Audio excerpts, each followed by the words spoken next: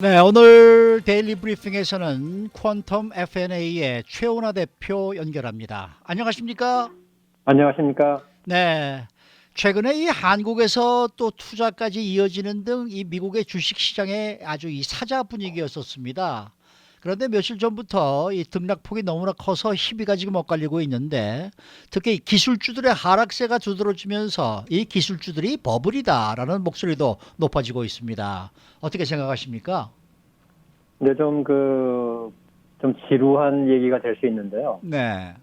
위험이라고 하는 것은 이제 변동성을 의미합니다. 경제에서는. 아, 그런 면에서 보면 모든 주식은 다 변동성을 가지고 있고, 그렇죠. 그러면 모든 주식이 다 위험한 거죠. 네. 그렇지만 이제 그런 점에서 기술주가 지금 변동폭이 크기 때문에 버블이라는 목소리가 나오는 것은 이제 위험하다는 건데, 원래 기술주는 성장세가 빠르고 또 반면에 그 추세가 갑자기 변할 수 있기 때문에 당연히 변동폭이 크고 그만큼 위험이 높아서 네. 지금 기술주에 대해서 버블이냐 아니냐의 그 논쟁은 사실 떨어지니까 나오는 거지 떨어지지 않아도 나왔어야 될 얘기고요. 음. 그래서 이제 버블은 양면의 칼이죠. 양면의 칼날 같기 때문에 그 변동폭이 높은 주식은 왜 사느냐. 그것은 떨어질 때도 많이 떨어질 수 있지만 음. 오를 때 그만큼 많이 오른다는 것이 이제 그 매력이죠. 그래서 이제 버블 가능성이 있는 주식에 들어가는 그 기관 투자자들은 그만큼 위험을 감수하더라도 높이 올라갈 수 있는 그런 그 가능성도 이제 보고 있는 거예요. 네. 그럼 저희가 한번 20년 전으로 돌아가서 볼까요? 당시에 뭐 아마존, 뭐 구글 이런 주식들에 대해서 버블이라고 한 얘기들이 꽤 많았었어요. 근데 오늘날 보면 그때 가격은 뭐 거의 뭐 그냥 거저 죽는 가격이죠. 지금에 와서 그 아마존이나 구글 주식을 보면. 그래서 결과적으로 보면 버블이 아니었던 거고 또 반면에 당시 아주 좋은 가치 주식이라고 하는 주식들 중에서도 없어져 버린 주식도 허다합니다. 네. 그래서 주식시장에서의 이제 가격이라고 하는 게 뭐냐, 이게 굉장히 경제학계에서는 그 연구도 많이 되고, 지금도 뭐 무수한 연구가 이루어지는데, 네. 가장 일반적인 이론은 이렇게 설명을 합니다. 현재 이 시각의 주식의 가격은 바로 수요와 공급이 딱 맞아 떨어지는 데서 형성된 것이다. 그래서 앞으로 여기서 더 오를 확률과 떨어질 확률은 정확하게 반반이라고 이해하는 것이 경제학계의 보편적인 설명이에요. 허허. 네. 그런 점에서 이제 지금이 버블이라고 말하는 것도 50%의 가능성이 있는 거고, 어허. 지금이 사야 할 시점이라는 의견도 50%라고 생각을 하셔야지 어떤 이거 판단을 정확하게 할 수 있는데, 이게 결론적으로 얘기하면은 결국 지금 현재 이 시점에서도 시장에서의 수요와 공급이 맞는 점에서 만나는 점에서 가격이 형성돼 있기 때문에 이것이 버블이다라고 확신을 누가 한다. 그러면 그 순간부터 가격은 바로 떨어지게 돼 있죠. 왜냐하면 팔겠다는 사람이 많아질 거 아니에요. 네네네. 네. 근데 이 가격을 형성하고 있다는 것은 이제 그게 그만큼 팽팽하게 맞선다는 의미여서 주식시장에 실제 투자를 하시거나 관심이 있는 분들께 이제 드리고 싶은 말씀은 이런 거예요. 주식시장은 내가 알고 있는 판단이 맞다고 생각하시면 아주 위험합니다. 아, 시장에서 형성되고 있는 가격은 나 같은 사람을 포함해서 무한대의 사람들이 서로의 의견이 집합돼 가지고 나온 결론이기 때문에 아하. 여기에 대해서 내가 그 사람들보다도 다수 또는 기관 모든 투자자들보다도 내가 더 잘 알고 있다고 생각하는 것이 나는 이 주식의 방향을 안다라는 말로 연결되는 건데 아하. 그것은 상당히 좀 타당하지가 않죠. 저보다 어떻게 더 세상이 덜 모르겠느냐 이런 생각을 하시는 것은 좀 위험해서 지금 이 버블 논쟁도 이제 한마디로 얘기하면 알 수 없다는 것을 당연히 생각하셔야 되고 아하. 그래서 그 버블이냐 아니냐에 대한 얘기를 논쟁을 하시는 것보다는 내가 이렇게 위험도가 높은 변동폭이 큰 주식에 투자할 만한 그런 자격이 되느냐를 보시는 것이 훨씬 더 현명하신 얘기가 될 겁니다. 그래서 뭐 네. 돈이 한 뭐 500만 불씩 있는 분이 기술주에다가 뭐 한 10만 불 투자해 보겠다 하는 것은 위험을 충분히 감수할 만한 능력이 되시는 거고 네.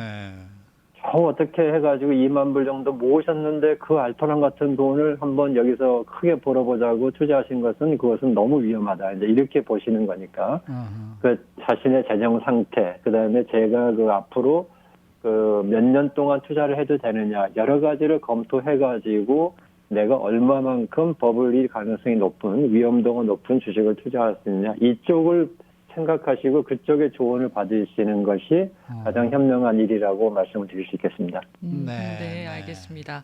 자, 최근에 주택 재융자가 크게 인기를 얻고 있는데요. 뭐 이자율이 계속 떨어지고 또 연방준비제도가 기준금리를 0% 수준에 유지한다라고 발표를 했습니다.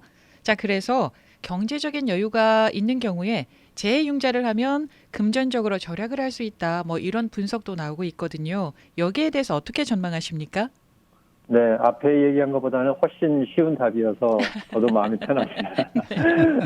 이건 뭐 당연히 하셔야 됩니다. 당연히 하셔야 네. 되는 거고, 현재 그 재융자는 해가지고 이자율이 내려가면 그만큼 월 페이먼트도 줄고 라이프 타임에 내는 돈도 주니까 그것은 뭐 당연히 하셔야 되는 건데 이제 안 되시는 분들이 좀 안타까운 거죠. 뭐 재융자 조건이 안 된다든가 이제 만약에 소득이 지금 좀 왔다 갔다 하셔가지고 안 되는 부분이 안타까운 건데. 예전에는 이게 이렇게 쉬운 결정이 아니었었어요. 예전에는 한번 재융자를 하고 나면 아하. 몇 년 동안은 다시 재융자를 할 경우에 페널티를 내는 조항이 있는 대출들이 꽤 있었습니다. 한 네. 20년 전, 15년 전. 그때는 이런 위험이 있죠. 지금이 낮은 이자율인 줄 알고 재융자를 했더니 1년 후에 훨씬 더 많이 이자율이 떨어졌다. 어허. 근데 그때 가서 재융자를 또 하려고 봤더니 그 페널티가 있어가지고 배보다 배꼽이 커서 못하겠다. 아하. 이제 이런 위험은 있었어요. 근데 지금은 그런 대출 조항을 가진 몰기지가 거의 없어요. 그러니까 올해 지금 바로 하셨는데 한 1년 후에 보니까 뭐 또 급격하게 떨어져 있다. 그럼 그때 또 하시면 되는 거거든요. 그래서 네. 지금은 이제 그럴 위험이 없어서 당연히 재융자 할 수 있는 그 자격 조건이 되시면은 당연히 그 재융자를 하셔야 되는데 더구나 지금은 꼭 하셔야 될 이유가 또 하나 있어요. 현재 금리가 사상 제일 낮은 금리거든요. 네. 그러니까 여기서 더 떨어질 위험이 그렇게 없다는 거죠. 그렇게 없으니까 지금은 뭐 어떻게든지 자격을 좀 맞춰가지고 해서 그 재융자를 하셔서 페이먼트를 줄일 수 있다 그러면 그것이 최선이라고 생각을 합니다. 근데 기준금리가 말입니다. 뭐 앞으로 저 연준에서도 그렇고 몇 년간 그냥 초저금리를 가겠다고 지금 얘기를 하고 있는데 이 이퀴티 론도 어느 정도 좀 더 금리가 내려갈 가능성은 없는 거예요? 초저금리라는 게 이제 그 단기금리를 얘기하잖아요. 매일매일 쓰는 기준금리라는 건 매일매일 일어나는 금리인데 하루치 빌려주는 이자거든요. 근데 그걸 0%에 유지해 놓을 경우에 이제 5년짜리, 10년짜리, 특히 몰기지의 그 기준이 되는 10년 만기 채권 같은 경우는 시장에서 결정이 되는데 네. 지금 시장에서 0.6%에서 0.7% 사이에 왔다 갔다 하는데 이게 만약에 더 떨어진다 하는 것은 지금 그 정도가 되면은 어허. 미국 경제가 거의 뭐 처참한 상태가 돼야지 더 떨어질 겁니다. 그래서 네. 그런 상황이 온다는 것은 어쨌든 다들 너무 힘들어지는 거고 아. 지금 현재로 봐서는 뭐 10년 만기 금리가 0.6%, 0.7%대보다 더 떨어질 위험은 높지 않고 또 아까 말씀드렸듯이 그런 때가 오면 또 그때 또 재융자 더 하시면 되는 거거든요. 그렇군요. 근데 이런 질문을 하시는 분도 있더라고요. 예를 들어서 30년 론을 해가지고 내가 10년을 갚았는데 지금 재융자를 하게 되면 또 앞으로 20년이 아니라 또 30년을 내야 되는 거 아닙니까? 그 뭐가 그렇게 이익이 되는 겁니까? 이런 질문을 하시던데요. 그것은 이렇게 생각하시면 되죠. 결국은 제가 낼 돈이 그만큼 주는 걸로 단기적으로 저축이 더 쌓여서 거기에 대한 그 반대적인 어떤 그 투자할 때가 있거나 하시면 더 좋은 거고 그 다음에 이제 또 한 가지는 만약에 그런 분들의 경우에는 30년짜리를 갖고 있다가 지금 10년 갚으셨으면 남은 돈을 가지고 15년짜리 재융자를 하시는 거죠. 아하. 네, 그러시면은 이자율이 낮기 때문에 페이먼트의 차이가 거의 안 날 거예요. 안 나거나 조금 더 뭐 비슷하거나. 이제 그러면은 15년 만에 갚을 수 있으니까 더 좋으신 거고. 이런 것은 이제 그 몰기지 융자를 담당하시는 분들하고 잘 상의하시면 여러 가지 좋은 옵션들이 있으세요. 그러니까는 그런 고민들을 다 상의하시면 좋을 것 같습니다. 알겠습니다. 자, 지금 현재 이 민주공화 양당 2차 구제안 시행 여부를 지금 조율 중인 모양인데 지난달에 실업률이 하락하면서 공화당 입장에서는 이 실행에 대해서 좀 고심을 하는 그런 분위기거든요. 이 연방정부 입장에서는 대선도 있고 해서 이제 여론도 감안을 해야 할 텐데 어떤 움직임이 지금 예상이 되십니까? 네, 이제 뭐 지금은 이제 정치죠. 지금은 그 경제 이전에 정치로 결정이 날 거라고 보는 것이 뭐 당연한 현상이에요. 뭐 대선이 2달도 안 남았고 이번에 이제 공화당이 집권당이 안 되느냐에 아주 기로에 서 있는데 또 여론이 지금 자꾸 민주당이 유리하다고 되기 때문에 네. 이제 공화당이나 민주당이나 이 구제안이 갖는 파급 효과를 서로 전파적으로 지금 계산이 복잡하죠. 그런데 공화당은 이제 뭐 쉬운 거죠. 경기 회복을 위해서 우리가 잘했다. 그리고 이번에 구제안도 또 열심히 해가지고 또 더 잘되게 하려고 하는 거니까 우리 공화당을 믿고 계속 해달라는 얘기일 거고 이제 민주당의 계산이 좀 복잡해요. 민주당은 경기 회복이 더딜수록 더 유리하다고 지금 판단하는 거죠. 그러니까 이제 협상에 적극적일 필요가 없는데 만약에 민주당에서 뭐 너희들이 발목 잡아가지고 이게 구제안이 빨리 안 돼가지고 뭐 경제가 나빠졌다라는 이제 그런 그 공화당의 그 명분 쌓기에 이제 말려들 그 부분이 있어서 그 부분을 굉장히 조심하고 있는 거고 거기에 이제 한 가지 더 현실적인 부분에서 협상이 되기가 쉽지 않은 이유는 뭐냐면 2달 사이에 일어날 변화가 크지 않거든요. 그래서 민주당이 뭐 발목을 잡았다고 한들 그것 가지고 미국 경제가 그것 때문에 뭐 완전히 잘 될 게 안 됐다 이런 식의 비판을 하기는 쉽지는 않아요. 그래서 지금 민주당이 어떻게 보면은 약간 그 더 칼자를 쥐고 있는 형편이고 공화당이 오히려 더 약간 좀 이 다급한 입장인데 현재 분위기로 봐서는 뭐 오늘도 그랬잖아요. 그 공화당 쪽에서 상원에서 우리가 민주당이 원하는 걸 조금 더 들어줄 테니까 협상하자 그랬더니 뭐 슈머 그 민주당 원내대표가 뭐 그거 아예 상정도 못하게 하겠다 이런 식으로 일축해버리는 이제 그런 부분이 나오니까 현직 대통령은 경제가 좋아졌을 때 그 재선 확률이 워낙 높으니까 그렇죠. 네, 민주당 입장에서는 명분만 나빠지지 않으면 민주당의 발목 잡기에서 이거 구제안이 안 됐다라는 그런 비난을 피할 수만 있다고 하는 선에서 최대한 대로 시간을 끌게 되고 구제안을 저희들이 볼 때는 구제안은 민주당의 대선을 이기고 상원까지 장악한 이후에 우리가 뭐 펼칠 수 있는 구제안을 하면서 민주당이 해가지고 경기 회복을 했다 이런 그 대안을 갖고 싶은 거겠죠. 네.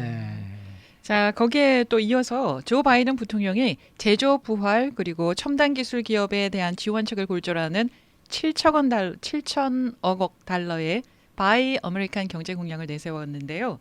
트럼프 대통령은 또 메이드 인 아메리카 경제 공약을 내세우면서 제조업의 재부흥을 이제 골자로 내걸었습니다.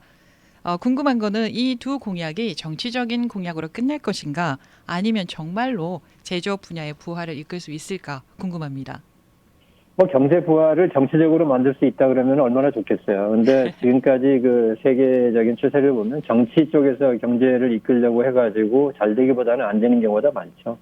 특히 그 제조업 같은 경우는 지금 글로벌화로 인해서 전 세계가 혜택을 많이 받고 있는 상황인데 이것을 이제 미국의 세금이나 규제로 통제할 수 있는지는 모르겠어요. 근데 미국산 제품을 우대하는 정책에 성공하려면 미국에서 우선적으로 생산하는 제품 가격이 싸져야 돼요. 근데 미국 자체가 지금 경쟁력이 그렇게 해외 국가들에 비해서 떨어지기 때문에 그러면은 이제 이 정책이 성공한다는 얘기는 미국 사람들이 돈을 더 내고 산다는 얘기가 되거든요. 그래서 제조업이 돌아오기보다 지난 2년 동안 미중 무역 전쟁 했어도 미국으로 제조업이 돌아오기보다는 중국이 아닌 다른 곳으로 많이 가는 현상이 나오지 않습니까? 그래서 이 부분은 지금 그 대선을 위한 정책적인 그런 그 어떤 공약일 가능성이 더 많다 이렇게 보고 현실성을 찾기는 찾겠지만 그 효과는 미미할 것이다 이렇게 보고 있습니다. 기업 입장에서는 어떤 장단점이 있을까요? 미국의 제조업에서는 그 지금 해외에서 만들어 가지고 오는 것을 지금 미국에서 관세를 매기겠다 하기 때문에 미국 제조업에게는 사실은 불리하죠. 굉장히 안 좋은 얘기죠. 왜냐하면 미국 제조업이 해외에서 생산하고 있는 그 라인을 바꿔야 되거든요. 그러니까 이 사람들한테는 그 굉장히 혼선이 오고 또 지금 생산 라인들이 해외에 있는데 거기에다가 우리가 거기서 더 이상 생산 안 하겠다고 하게 되면은 미국만으로 가져오는 게 아니고 유럽에도 팔고 할 텐데 그런 생산 라인에 어려움이 있어서 이것이 꼭 미국 기업에게 유리하다라고 보기는 어렵지만 오히려 미국 제조업을 위한 그런 그 표라기보다는 미국 국민에게 우리가 미국 제조업에게 이만큼 했다라는 그런 쪽의 의미가 더 크지 않나 이렇게 보고 있습니다. 네. 오늘 말씀 잘 들었습니다. 네, 감사합니다. 네, 오늘은 퀀텀 FNA의 최은하 대표로부터 이야기를 들어봤습니다.